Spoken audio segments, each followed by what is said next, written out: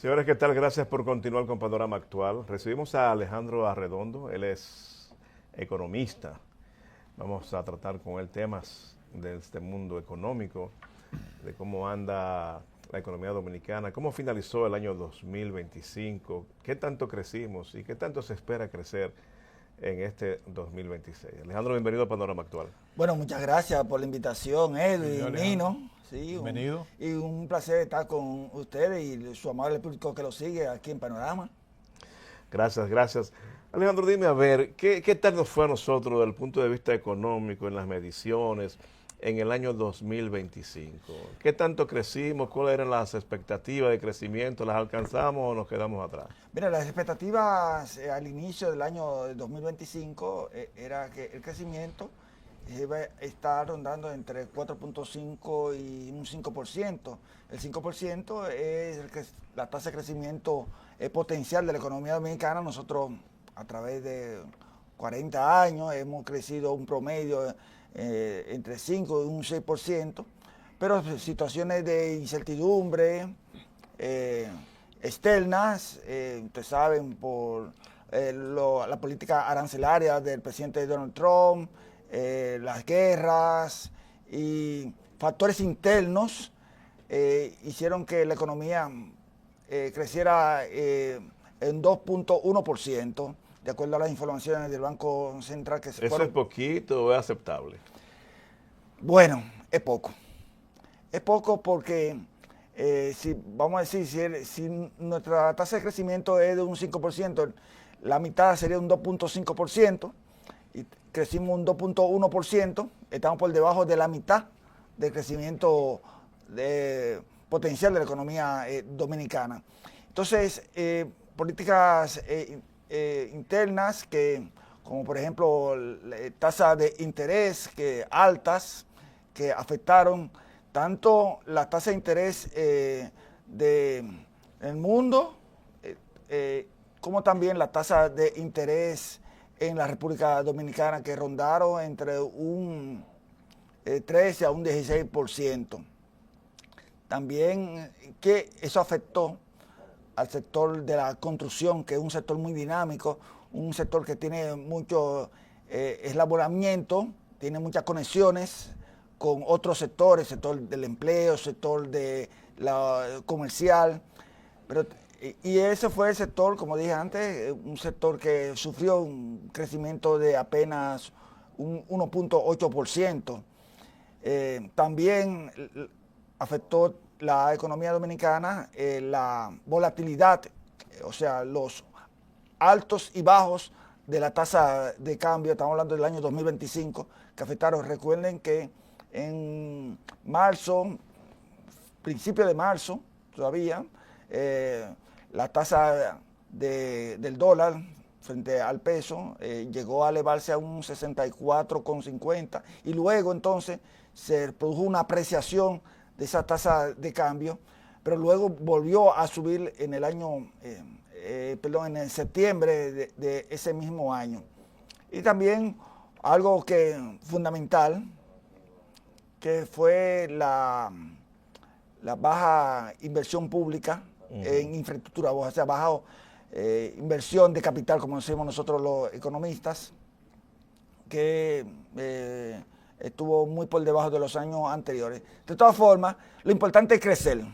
Lo importante es crecer, y ese crecimiento de un 2.1% afecta lo que es las actividades particulares de las empresas, de los profesionales, de las economías en general. Parece ser que nosotros que vamos en este año, las proyecciones que hay para este año, es un crecimiento de un 4.5%. 4.5. 4.5%. El Banco Central, en una nota de su política monetaria, tasa de política monetaria, a finales de diciembre, la redujo a un 4.3%. Y ahora recientemente el laboratorio de crecimiento de la Universidad de Harvard, 3.82%, pero eso es para en los próximos años. O sea que Ok. las expectativas son buenas, y las expectativas son buenas porque nuestro sector externo está produciendo todos los dólares necesarios. Estamos hablando del turismo, las remesas, la inversión extranjera directa, que el año pasado fue 4.500 millones de dólares, que son buenos. En el caso de las remesas fueron 11.000 millones. En el caso del turismo, unos 8.000 millones de dólares. Y en el caso de las exportaciones, estuvieron por unos 12.000 y algo de millones. Y aquí me detengo, porque las exportaciones más dinámicas son, o sea, las que hay mayor dinamismo, mayor producción, mayor exportación, es la de zona franca. Pero estas han sido afectadas por esa política arancelaria del presidente Donald Trump, de la cual hice referencia al principio de esta intervención. Perfecto. Yo quisiera, Nino, discúlpame. ¿Cómo no? Hemos escuchado un informe bastante técnico, claro, de un economista. Ahora yo quisiera llevarte a un punto de interpretación para que el amigo televidente que nos está escuchando entienda. ¿Cómo traducimos el crecimiento de menos de un 3%, verdad? Sí. En el 2.1%. 2.1% al bolsillo del dominicano. Fácil. Cuando se cae así y cuando alcanzamos sin la meta de un porcentaje mayor, ¿cómo se traduce en eso del bolsillo de la persona común y corriente? O sea, fácil. En el caso de las empresas, eso se traduce de que las ventas son menores. O sea, antes, cuando era un 5%, por decir un ejemplo, cuando la tasa de crecimiento era de un 5%, una empresa podía vender 100 millones de pesos. Y eso le reportaba también al Estado, a través del ITEVIS, las recaudaciones fiscales importantes. Ahora, cuando es un 2.5, cuando es un 2%, para redondearlo, estas ventas se reducen a un 200.000. Eso en caso de las empresas. Ahora, en el caso de la gente de a pie, la gente común y corriente, se nota en el movimiento que hay del dinero en la calle. O sea, hay menos dinero, hubo menos dinero en la calle. Cuando dicen, no hay dinero en la calle, estamos hablando de una contracción. Exactamente, una contracción de esa que tú acabas de explicar técnicamente. Claro, estamos hablando de una contracción, una desaceleración de la economía dominicana, porque venía creciendo, y el mismo presidente Luis Abinader, en una de sus LA semanal con la prensa, lo admitió que se había producido una desaceleración de la economía dominicana, porque no había la cantidad de dinero suficiente para hacerle frente a los compromisos, y se ve en la calle en cuanto a la venta, en cuanto a la generación de empleos, ¿entiendes? Entonces, también algo que afectó mucho fue la inflación. La inflación, que aunque se mantiene dentro del rango meta, entre 3 y un 5%, pero el año pasado cerró en 4.82%, o sea, casi un 5%.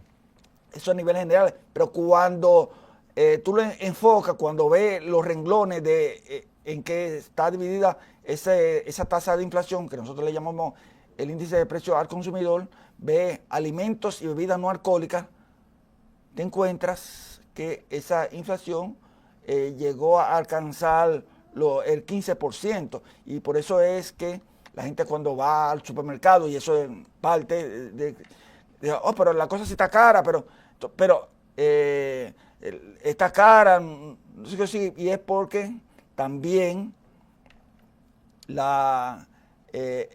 el hecho de que se haya producido menos, eso afecta también la tasa de crecimiento. Cuando hay mucha producción, porque ¿de qué estamos hablando? El Producto Interno Bruto, definido así académicamente, podemos decir que es la cantidad de bienes y servicios que genera una economía en un periodo determinado, en un año. Si se produce mucho plátano, si se produce mucha habichuela, mucho arroz, eso impacta. O sea, los precios tienden a bajar porque hay mucha oferta, Entonces, por ahí es que se siente la economía dominicana. Bueno, un elemento también que podemos observar es que muchos espectáculos fueron suspendidos porque no llenaron las expectativas de los organizadores, no llenaban el aforo de eso.